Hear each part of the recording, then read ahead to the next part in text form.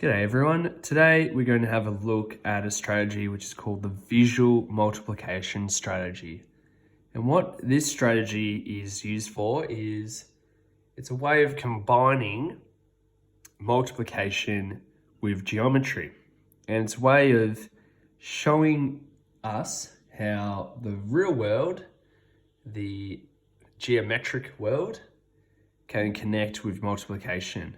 And so I like this strategy because it's a very much a visual learner's strategy, which a lot of multiplication strategies are much more abstract and more about writing things down, doing things in your head.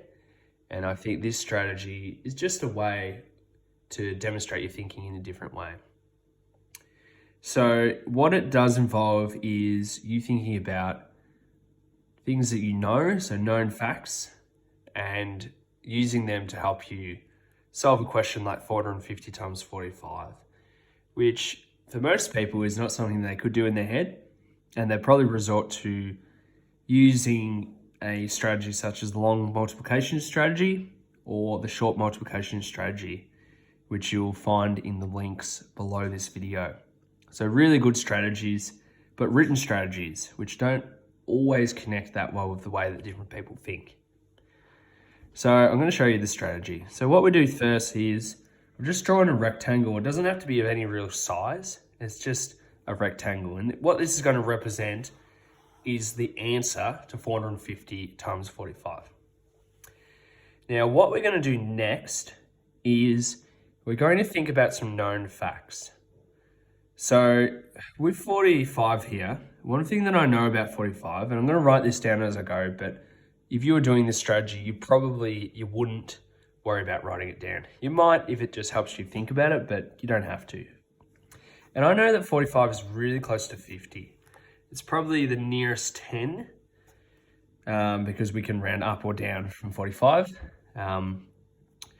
So it's around the nearest 10. And I'm going to use that to help me. Now, what I also know is that within 50, there are 5 tens. 1, 2, 3, 4, and 5. The last thing that I know is that if I multiply 450 by 10, all I have to do is put an extra 0 on the end. So I think that's going to help me to solve a question like 450 times 45. Because if I can work out what 450 times 50 is, then I can work out what 450 times 45 is. But that's kind of tricky to do in my head, 450 times 50. So I'm going to break it into little clumps of 10.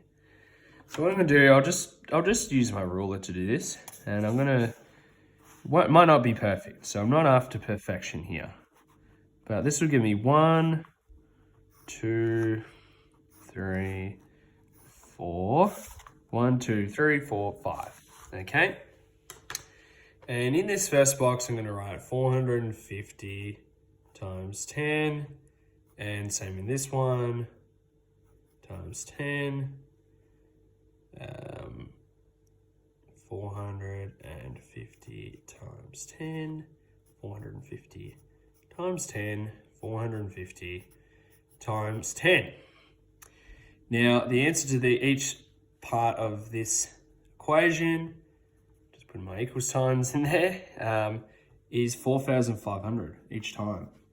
4,500, 4,500, 4,500, 4,500. Now what I can do is I can put these two, I can start adding these together. So I've got 4, so what I'm going to do down here, wherever there's a line, I'm going to put sort of the answers to each block. So this block's worth 4,500. That plus another 4,000 will give me 9,000. I can do this all in my head. Another 4,500 would be 13,500. Then another 4,500 would give me 18,000. Extra 0 there. And actually, no, not an extra 0 there. and then another 4,500 will get me 22,500. Okay, so then what I'm looking at doing is I'm not looking for this answer because that answer is really 450 times 50. So what I'm going to do is I'm going to take away a small component, a small sliver. So I do this by just putting in here. Now I've got my colors here because this can help me as well. So this is all blue because they're all the same size, right? So this was blue, but then I'm going to shave off a section. I'm going to shave off 450 times 5. And that's because 50 take away 5 is 45. And that's going to get me back to the answer. Now, many of you might think, oh, well, 45 times 5, that's not something you can do easily in your head. But if you look at this answer, if we half the answer here, 4,500, now I know 500, half of 500 is 250, half of 4,000 is 2,000, then that's going to help us get our answer. Then what I can do is I can do a bit of vertical addition, or if I'm quite clever with my mental mathematics, maybe I've done a lot of practice in mental mathematics, then I could easily do this in my head as well.